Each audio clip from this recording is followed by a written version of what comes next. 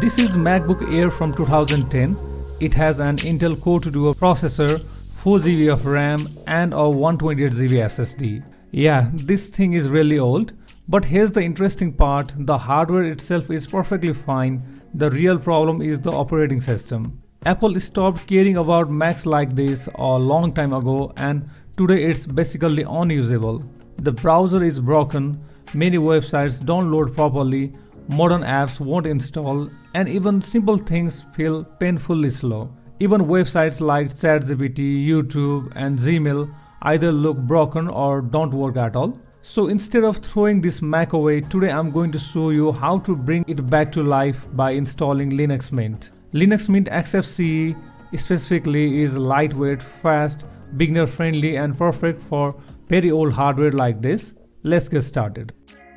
Before we begin, here's what we'll need. We'll need an Intel based Mac like this, a USB flash drive 4GB or larger, an internet connection, Linux Mint XFCE ISO, Balena Etcher.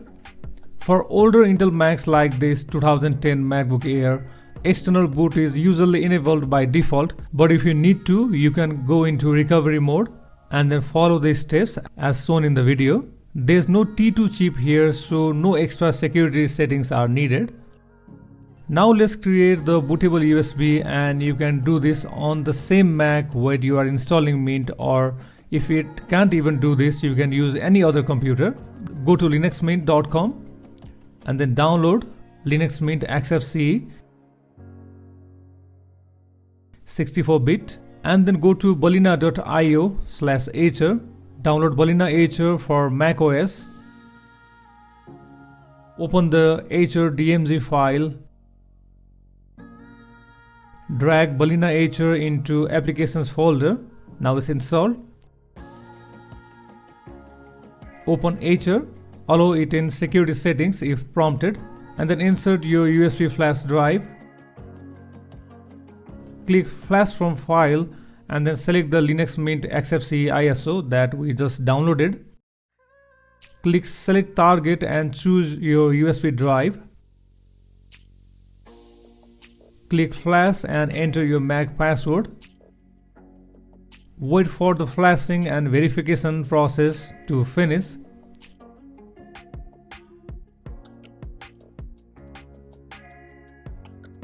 When it says Finish Complete, close the Etcher. And now shut down your Mac completely and make sure that the bootable USB drive is plugged in. And now power on the Mac and hold on Option or Alt key. And from there now select EFI boot. Choose Start Linux Mint. Linux Mint will now boot into the live session. Once Linux Mint loads, click on Install Linux Mint. And from there select your language, continue. Select your keyboard layout, continue. I'm keeping everything default. And as important thing, check install multimedia codecs. This improves video playback, audio and website compatibility. On the installation type, select Erase Disk and install Linux Mint. This will completely erase the internal SSD drive and install Linux Mint in it. From the disk selection, make sure the internal SSD is selected. And then click on Install Now. When it asks, write the changes to the disk. Continue.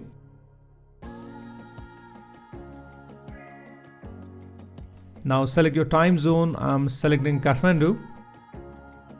Enter your name, computer name, username, password, and then click Continue. Now the installation starts. You'll see a slideshow showing Linux Mint's features. And this process takes about 10 minutes depending upon your SSD speed.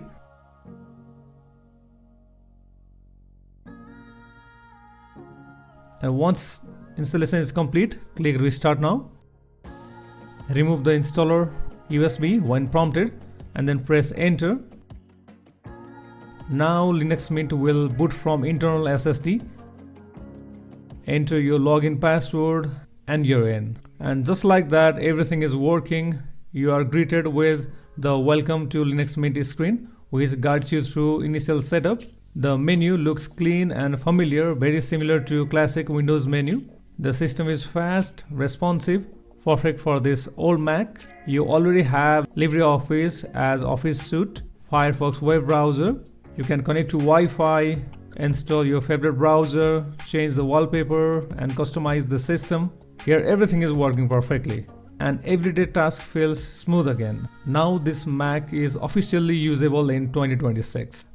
And that's it. You have successfully revived our 2010 MacBook Air using Linux Mint XFCE. If this video helped you, hit the like button, subscribe for more Linux and all hardware tutorials, and let me know in the comments what Mac you are running Linux on. Thanks for watching and I'll see you in the next one.